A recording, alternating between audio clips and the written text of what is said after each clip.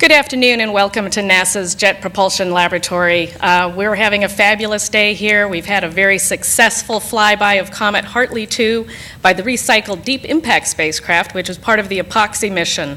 And we have a panel here that's going to tell you about some of those early images and what they've been able to discern from them so far. I'll introduce our panelists to you. First, we have Dr. Charles Alachi. He is the director of the Jet Propulsion Laboratory. Next will be Dr. Ed Weiler. He is the NASA's Associate Administrator for the Science Mission Directorate. Tim Larson, he is the Project Manager for the EPOXI mission from the Jet Propulsion Laboratory. Dr. Mike Ahern, he is the Principal Investigator of the mission, and he is from the University of Maryland. And finally, we'll hear from Dr. Jessica Sunshine. She is the Deputy Principal Investigator, and she is also from the University of Maryland.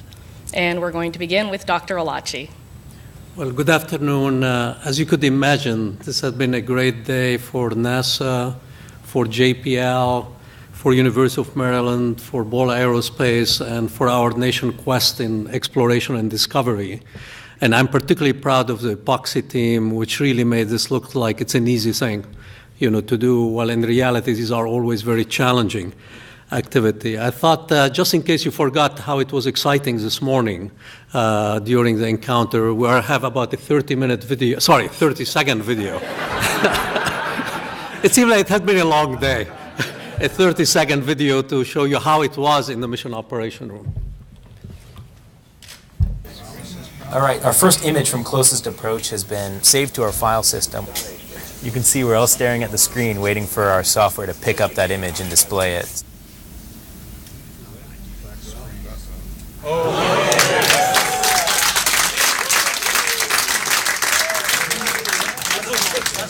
Congratulations on a fantastic flyby. Good job, everybody.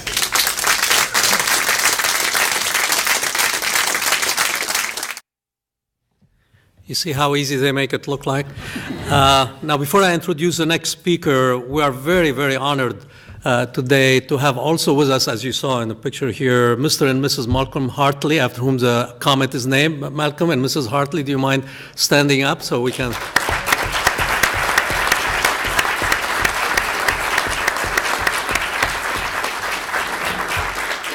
Okay, now I would like to introduce the next speaker, Dr. Ed Weiler, who really make all of this thing happen. Ed? Oh, I was reacting to that comment. It takes a village, Charles. Good morning, or good afternoon, actually. I was in that room, and I'm going to say a few things about the human experience that was for me. But I just wanted to point out that I selected Deep Impact, must have been about 10 years ago now, to go to, it had a rather interesting idea. It was going to carry a copper bullet about 200 pounds and blast it into a comet, and to understand what the comet was made out of. Somehow this survived peer review, luckily, and we selected it. Little did I know back in 2000 or 1999, I forget the exact year, that I'd be sitting here today talking about a second use of that spacecraft, and a really darn good bargain. The original Deep Impact mission was about $260 million, and then Mike Ahern and his other people at Maryland and other universities came up with the idea of, we've had a successful Deep Impact mission. There's enough fuel on this satellite to go to other places, in fact, a specific comet, namely Hartley 2, and they made a proposal and for reusing this used satellite, and we accepted it. And today is the culmination of that. For about $45 million, we got a full-up discovery mission, which is, in today's dollars is probably worth $300 or $350. So for about 10% of the cost of a discovery mission, we got a second discovery mission from the same spacecraft. I'd like to do that again. We're going to be looking at other satellites, how we can do this again. In these days of hard economic times, this is a really good deal. In terms of the human experience, I remember the seconds before the image came down, and I thought to myself, this is an exploration moment in the following sense. Here we are sitting in this little building in JPL, and we're going to see something that no other humans in the history of humankind have seen. the nucleus of Hartley 2. And then it came up, and it was incredible. It was cigar-shaped. When I was growing up in astronomy, we thought comets should be more or less uniform, and every time we look at something, we find out our textbooks were wrong. This is what science is all about, and I'd like to use the remaining minute I have here to talk about what this should mean. I have kids. Many people in this room have kids. We have a generation of kids growing up playing with computers and video games and living in virtual reality. They blow up comets, they blow up planets, they do all these great things on the computer, but it's all virtual. I'm hoping a few kids were watching today, and if you were, please understand this message. What you saw today wasn't virtual, it wasn't a computer simulation, it was real. It was the Earth seeing this comet close up for the first time in history. That's fun. Science can be fun, just as much fun as a computer game, but probably a lot more important to our society. Thank you. Thanks, Ed. As has been mentioned, this EPOXI mission is a bonus mission using the Deep Impact spacecraft. If you count the Temple 1 encounter 5 years ago and the extrasolar planet observations that we did on the way to Hartley 2 and now this encounter, it's really been 3 missions that the spacecraft has accomplished. And this morning, I think everybody on the team felt really absolutely privileged to be part of an event like this. On the way here, we traveled about 2.9 billion miles, so that was quite a road trip. We had 3 Earth flybys. We took advantage of the gravity assist on these flybys to adjust our trajectory just enough so that we could get out to the comet. And starting with Temple 1 and then now finishing with Hartley 2, 2 comet encounters for the spacecraft. I'd like to point out the contributions of some really fantastic people because you can't get this done without an excellent team in place. And we had a spacecraft team that was comprised of JPL engineers operating the spacecraft and engineers from Ball Aerospace operating as well. And I do want to thank several of you are in the audience today, and I want to thank all of you for your participation and the hard work that you did. It looks easy when it comes to this point, but it's the end result of a tremendous amount of work. And all the testing, all the sequence design, all the reviews and risk analysis, everything that we've done along the way pays off at moments like this. So thank all of you. And then, of course, supporting an international science team with folks from all around the world who are involved in interpreting these results and putting all these puzzles together. So this has just been an absolute blast getting here. In terms of mission events, we started observing the comet back on September 5th. The very first day that we pointed our cameras at the comet and took images, the comet was right there in the middle. So it was great to see that from the very beginning. We've been imaging almost continually since then. We took a break of about 4 days to cool down the IR instrument and to perform a calibration of the instruments and a trajectory correction maneuver. And then we started imaging again. Since October 1st, it's been nonstop imaging of this comet. And that has generated a lot of interesting data along the way for the science team to start chewing on. And very early on, we discovered some very, very interesting behavior and unusual behavior for this comet. Until a few days ago, we didn't really know what this comet nucleus was going to look like. I didn't have any idea what kind of shape it would be. And thanks to the work from the Arecibo Radar Observatory, that gave us some of the first clues of what we might be looking at. If you roll that video, you'll see a compilation of images that have been turned into a movie of this comet as seen by the Arecibo Radar Observatory. And that gave us a very first glimpse last week into what we might be approaching. As we got these images, seeing this very elongated body, we started scratching our heads again and looking at our AutoNav software all over again to make sure that we didn't have any problems posed to the performance of the AutoNav software. This is a software that keeps us pointed at the comet all the way through the flyby. And it was a little different use this time on Temple 1. We stopped at a certain point and stayed in the shield mode. This time we tracked the comet all the way across. So we knew that it would be a little bit more of a challenge than the last time we used it. But there had been a lot of testing, a lot of simulation done along the way to be sure that it could handle all kinds of different comet situations and comet shapes. And so it was gratifying to see that it worked really well. In terms of today's flyby, we couldn't have asked for a better performance from the spacecraft and from our navigation team. We were exactly where we wanted to be. We were within 2 seconds of our flyby time, which was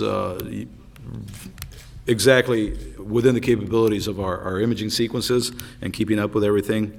We were at 700 kilometers. That's what we aimed for, and we were just about. Our miss distance was still about 700 kilometers, just about 3 kilometers over to the side, and so that was absolutely fantastic performance in terms of navigating and getting there. And our flyby velocity ended up being in the vicinity of 27,000 miles per hour. So this thing came by very, very fast. It was a huge moment for our team. We were trying to think, what are the key transitions, the key moments going to be for the team that tell us that this was successful? And one of the first ones, we knew that at the approximate time that flyby would occur, because that was in the plan, and it's all set by the trajectory as we approach. But one of our key things that we were looking for is getting the signal back from the high gain antenna. When we switched from the low gain to the high gain and seeing that signal come back, that was a big sigh of relief for us. We knew that we had survived the trip, and we were ready to finish everything off. And if you show this image on the screen here, you'll see that when that first image came down showing the comet in the field of view as we were approaching it, even though it was a distant image of the comet, very small, and we knew that we were there. We knew that we'd pointed in the right places, we knew that we'd got what we wanted, and that everything else that would be coming down would be exactly what we'd been looking for. And it was hugely gratifying to see this happen. In terms of where we go from here, we're going to spend about 3 weeks imaging the comet as we go away from it, so we'll get a lot of departure sampling of the comet to add to the data we've already collected, and then we'll perform one final calibration of the instruments to help with the science data analysis, and then after that we'll await further instructions from NASA. So with that, I'll pass it on to Mike. Thanks, Tim. The first thing everyone wants to know about the scientific return from a mission is how much it's increased our knowledge. But of course, the scientific work is just beginning now. The engineers did a fantastic job of getting us data. Now we have to make sense of it to advance the science. But from looking at the data we have, I am convinced that Comet Hartley will have increased our knowledge of how comets work by at least 3 Hartleys. The Hartley is a real unit of information, and 3 Hartleys is about a factor of 10. So the first slide, first movie rather, the video that should come up, shows you observations we took on approach to the comet. So we had results even before we got there. And you see a movie in which the comet is brightening and getting fainter, and you see what looks like jets sweeping around. So we think, even then, we thought we probably had an elongated nucleus spinning around like this. And every time the active area gets into sunlight, which is over there, Charles Alachi is the sun, the jet gets active and spews out material, and you're seeing it sweeping out. And we already knew from looking at that it's not just simple rotation. It's probably doing this as well, or maybe doing this, and maybe doing this, all on top of that. It's a very complex motion. And that's why the jets don't repeat every time you see them. Each time you go through, they're a little bit different. So finding those jets on the way in was great. But the next thing we found on the way in was the chemistry that's driving those jets. And the next still picture shows a whole series of pictures over 2 days in light that's been specially filtered just to show carbon dioxide, dry ice in the nucleus that's evaporated and come out. Mostly what we think of as coming out of comets is water from ordinary water ice. The dry ice goes up and down in brightness dramatically. You can see in that picture how it goes up and down from October 31st to November 2nd. You can even see that it moves a little bit. When it's really bright, it's a little closer to the sun than when it's faint. The sun in this picture is up. So that was a great clue that we had a really interesting discovery.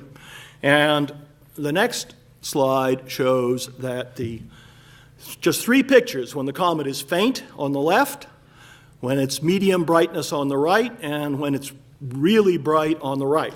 I'm sorry, medium brightness in the middle and really bright on the right. The top row is just the light of the carbon dioxide. So that's where the dry ice is evaporating.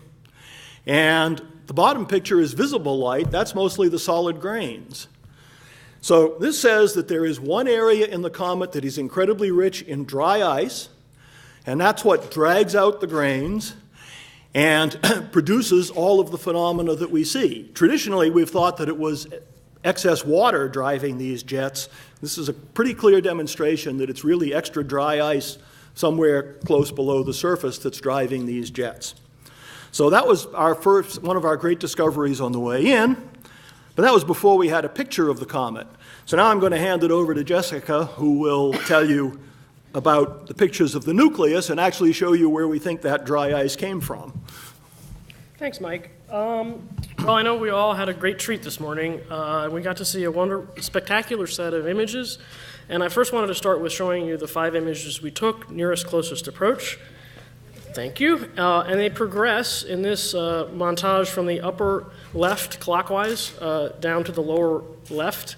And what you're seeing is the images as the spacecraft took as it approached Hartley 2, went underneath and continued to take images looking back. So we had quite a range of perspectives across this. And at this point, maybe it's the right thing to do is just stop and look at this spectacular comet. Mr. Hartley's comet over here, there's not much to say that you can say besides it's just amazing. However, they wanted me to say something. So we spent the last few hours trying to get some preliminary sense of what we think is going on the comet, which I'm going to share with you in a minute, and try to see how it relates to what we've been studying, as Mike talked about in the coma, the comet's atmosphere. So if I could have the next image. Let's see where Hartley 2 fits in our family portrait of comets. We've seen 5 others before with spacecraft. And you can see that it's actually quite small. That's the actual size is the little box in the lower right. We've blown it up so you can see it on a relative size. And while it's the smallest, no question about it, I think it's undoubtedly the most interesting, and for its size is the most active. And what we've been able to do with this mission is, for the first time, see jets going all the way to the surface and have a camera that's good enough to actually see the variability of the surface at the same time. And what we're working on is trying to link those two. That is, how does the activity that's natural to the comet affect its surface? So if I could have the next one, please. So here's a blow-up of the highest resolution we have so far. The comet is 1.25 miles on the long axis in this image. That's roughly the distance in Washington, D.C. from the U.S. Capitol to the Washington Monument, your average rally on the mall there. And you can see the dominant geologic signatures that we have 2 rough ends and a smooth middle. I'm not sure what that makes it, but that's what it is. And what we see is that where the activity is, where the jets are, is the rough areas. In particular, if you look on the sun is still towards Charles. No, actually, it's over here now on the right. Sorry, I got flipped around.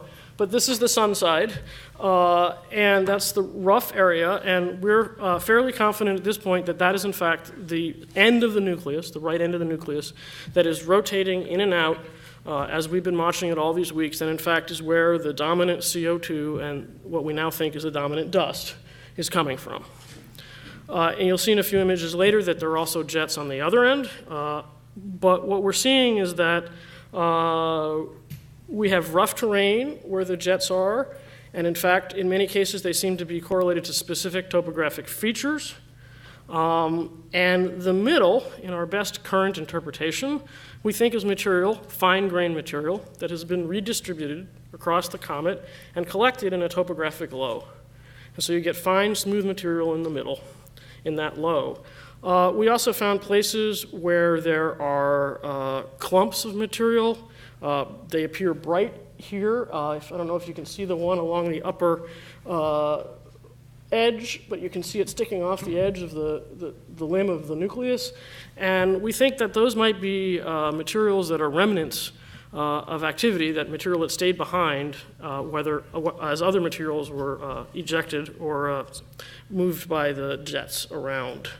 So let's see. So let's go to the next image, if you will, and I promised to show you the other end, and this is it. This is enhanced, but it's still one image. It's the same exposure you saw before. We just stretched it a bit to show you the jets. And what's fascinating about this image is not only do we have major activity towards the bottom, but you'll see on the terminator, that is the line between the sun and the darkness, there's a line of jets which are illuminating the nucleus so we can see the full extent and silhouette of the nucleus. And we also see jets along that edge as well. So we have jets in the nighttime, we have jets along the edge, and we have jets in the sun. And this is probably as good a place as any to admit that we have a lot of work to do to try to understand what's going on here. But this is just spectacular. I certainly would personally like to thank everybody on the project. And we'll start rolling that movie of the 5 images again, and I'll send it back to Veronica.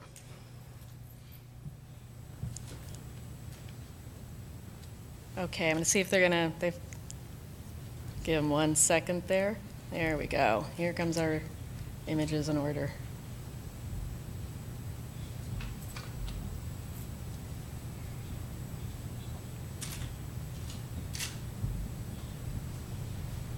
All right.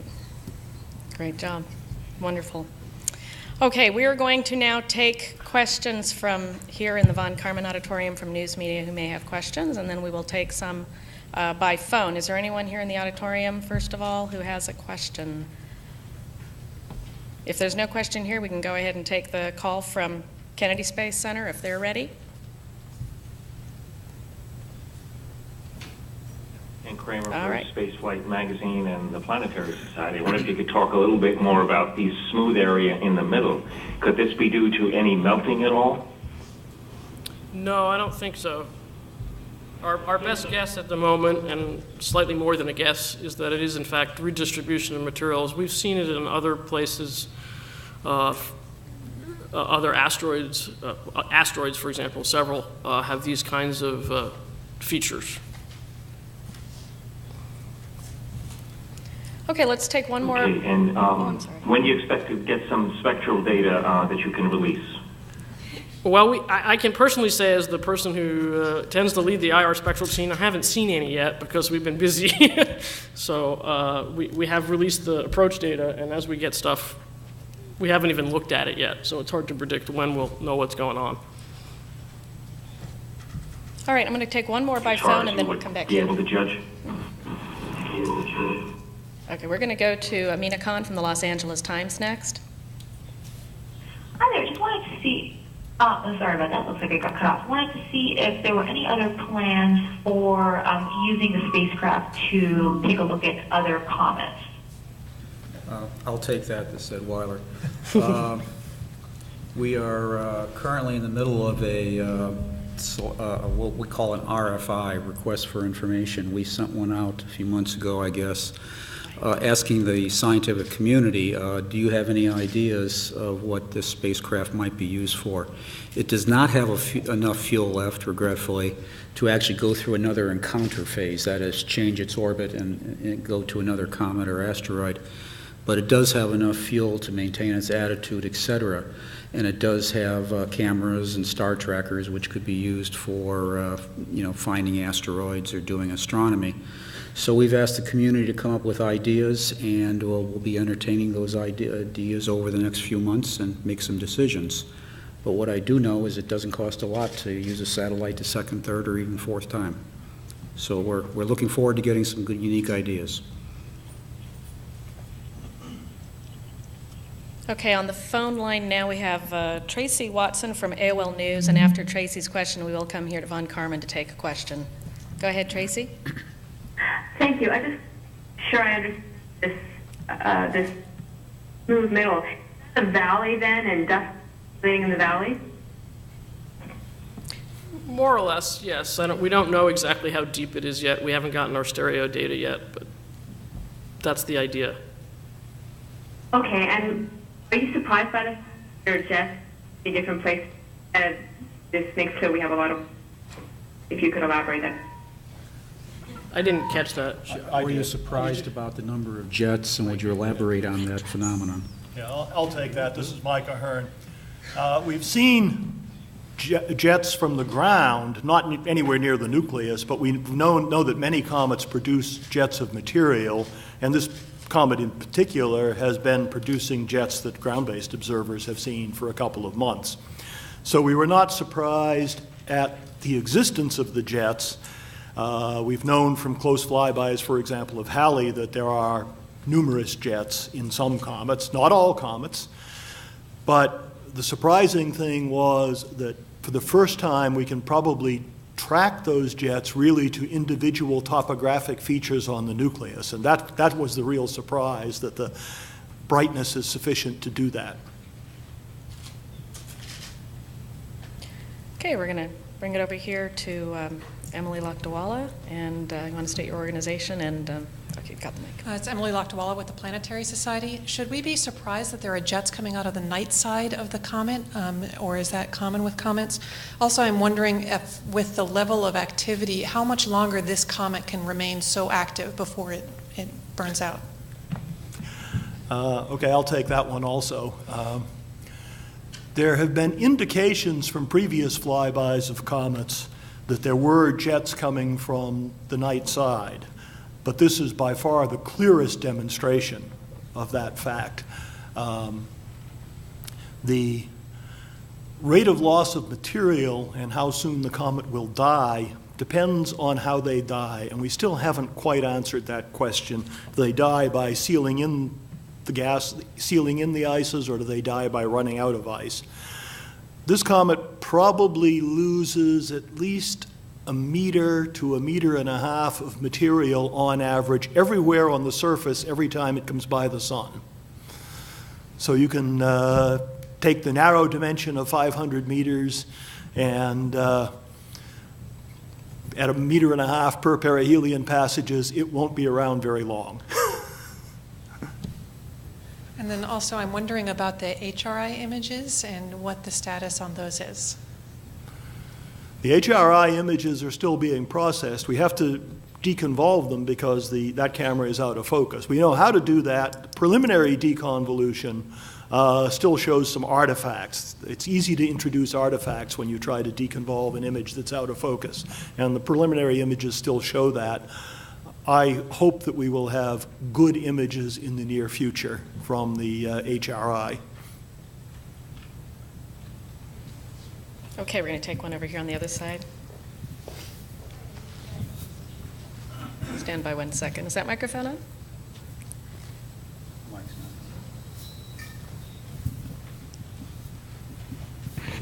Alicia Chang from the Associated Press. Besides the difference in size and jet activity, what other differences have you been able to glean about Hartley 2 compared with the other 4 comets that have been imaged up close? Well, the clumps that I referred to are something that was quite a surprise that we didn't expect to see, and we certainly haven't seen them elsewhere, even though we looked for them on Temple, for example. I think the surprises are yet to come on the compositional side because we haven't looked at the infrared spectrometer. The signatures in the fact that it was active was known, but I don't think any of us really felt we were going to see as much spectral signature as we did to produce the kinds of maps that Mike showed you. I don't know if you want to add anything. Now, we already announced a few weeks ago one way in which this comet's very different from others, and that was that it released in September, over a period of 2 weeks, a few million tons of cyanogen radicals. We don't know what those come from, probably from hydrogen cyanide, and if water did the same thing, we're talking 1,000 times more material without dragging out any dust. I just showed you pictures that show how when the dry ice gets active, you drag out dust with it, or solid grains. They may be water ice grains for all we know, but you drag out grains, and normally when the gas flows out, it drags all the solid material with it. This activity in September didn't do that. is a phenomenon we haven't seen before also. So there are phenomena that we haven't seen before, and just like the clumps on the nucleus, we don't understand them yet. I should say there are things on the nucleus that are familiar. We see in different comets little pieces of things that kind of are familiar, but putting it together is still something we're struggling with. It's a little soon.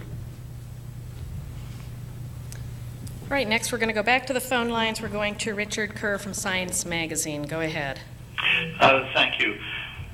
I was just wondering about the CO2 dominance. Does CO2 dominate gases coming off the comet as a whole? What about the water? Is it the water normally the primary driver on other comets? On most comets, the overall outgassing is indeed mostly water, and anywhere from 1% to 10% carbon monoxide. There are virtually no measurements of carbon dioxide except our own measurements at Comet Tempel 1 and 1 or 2 measurements from infrared spacecraft in Earth orbit. But probably it's of order 5 or 10% typically. We do not yet have a proper absolute calibration of our infrared spectra. We see the water there, but the water does not go up and down nearly as much as the carbon dioxide does when the nucleus rotates around and you get this big burst of carbon dioxide. You may get a very small increase in water. So in this case, we think this carbon dioxide, the dry ice, is driving it, but we don't have an absolute number even in the dry ice-rich portion. Okay, thank you. All right, the next call is from Jim Roop of CNN Radio. Please go ahead. Hi, thank you, and congratulations, everybody. If you could help me here from the perspective of a regular member of the public, what specifically is the reason, or was the reason for this mission? Is it because Hartley 2 presented itself as for an exploratory mission? Or is there something specific about this mission? And number two, why should I care as a member of the public? What impact does this have for me? Let me try to answer the second one first. Help me here from the perspective of a regular member of the public. What specifically is the reason, or was the reason? Can I go ahead and answer it? I think I know what he asked. The reason we wanted to go to Hartley 2 specifically is because it was a very small, very active comet, and was therefore different from the other comets we had studied in detail. So that was the driver for choosing Comet Hartley 2 versus some other comet. What we hoped to do was to use the difference between a small active comet and a large, relatively inactive comet like Tempel 1 or Borrelly, to address the question of what parts of comets are due to the recent processing and what parts tell us about the formation of the solar system 4.5 billion years ago. And ultimately, what we want to use this for is to figure out how did we get here? What materials came to Earth 4.5 billion years ago that enabled life to exist here? What were the conditions when the planets were forming? The comets are the cores of Jupiter, Saturn, Uranus, and Neptune. They have large cores that are made up of comets. And the comets that didn't get captured into those planets are what are left over for us to see. So that's the ultimate goal in studying any comets, and the specific goal was to find one that is very different in its aspects than the ones we'd been to before. Okay, next call is Stephen Clark from Spaceflight Now. Hi, thanks for taking my call. 2 questions. First, what does the shape of this comet, the elongated peanut shape, what could that tell you about its history? I mean, could it be like a rubble pile type comet like we see in asteroids? And secondly, When does the EPOXI project money run out, and do you have any plans for decommissioning? Thank you. You get the first half.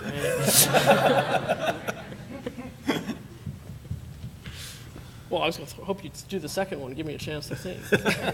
Well, I'll go ahead and address the second one. There you go. We're currently slated to conclude our current phase of operations at the end of this year, and so that's the current set of plans with the spacecraft. And like Ed mentioned a little while ago, NASA is looking at future uses, but that won't be decided yet for a little while. So spuds in space is always a good analogy to small bodies. We've got potato shapes and all sorts of things, both in the asteroid and comet communities, but I think they're very different. The rubble piles are probably a lot stronger than anything we see inside comets. So the shape is telling us something. I don't think we have a clue yet what it is, and in fact, we probably have some arguments as to what it might be today, and we'll be working that over the next few months.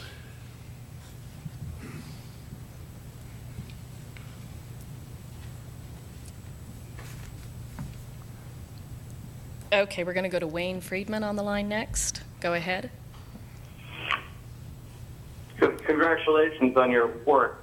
Simple question for an average viewer out here. Can you give us an indication of the size, the temperature, maybe the pressures of those jets if a person were to stand next to them, for instance?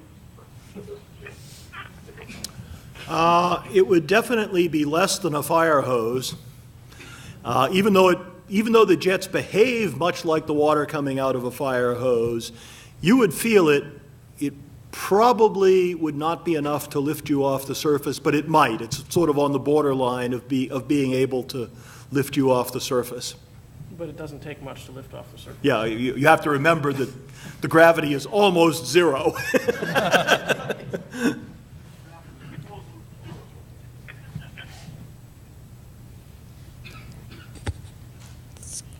We're going to go again back to Amina Khan from the Los Angeles Times. Please go ahead.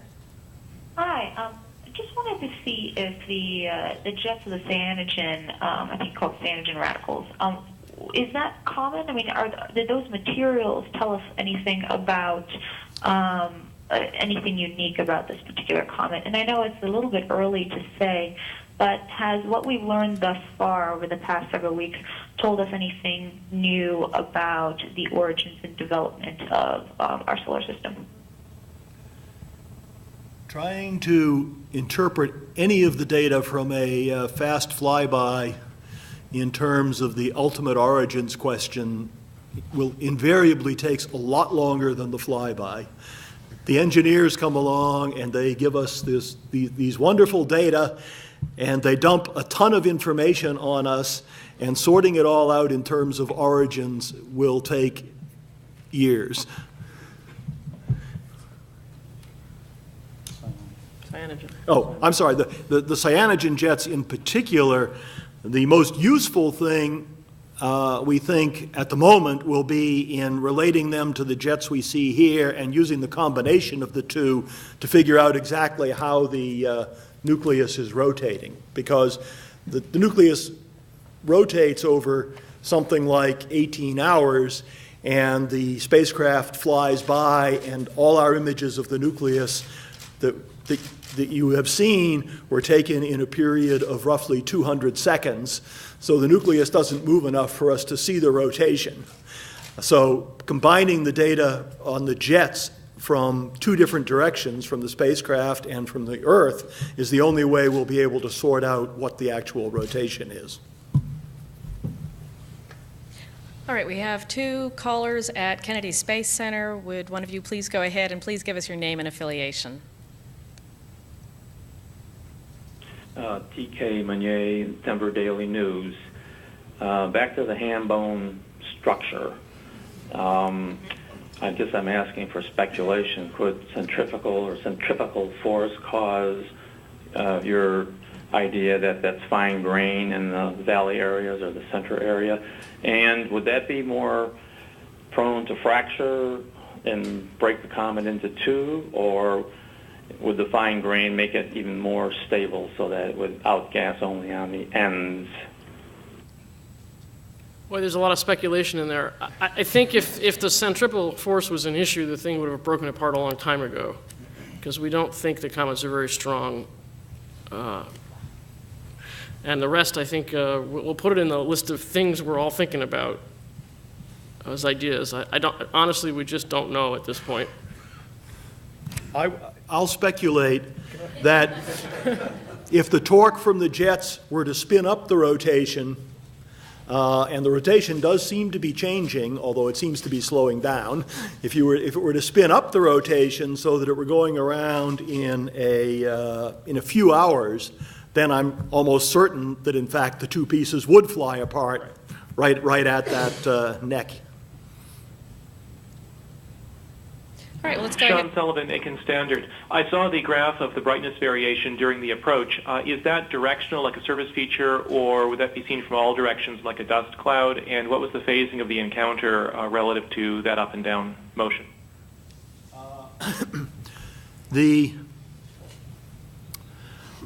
The brightness fluctuations are associated almost entirely with jets that start out pointing very nearly towards the sun, at least as seen in projection on the sky from the spacecraft. Now, they may be tilted behind the plane of the sky or out from the plane of the sky, but pointing more or less towards the sun.